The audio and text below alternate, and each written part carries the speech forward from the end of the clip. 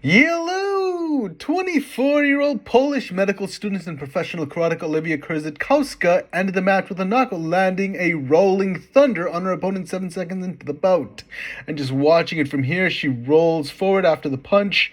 Following that momentum, she switches stance, gets back into a squared stance, and rolls her shoulder forward. Rolling thunder, clatters chin, concussed.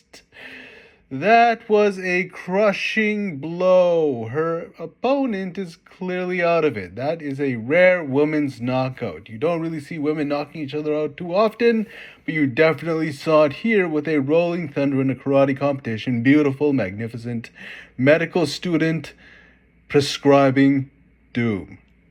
That was a heavy dose of youth, and I shouldn't make jokes like that. It's not a euthanasia joke. That's inappropriate. Please forgive me for my insensitivity. Everyone, I have a lot to learn. Clearly. But that does not change the fact this knockout was fantastic. And she gets into a traditional showing respect pose. Yeah, great job. Hope you do well in medical school.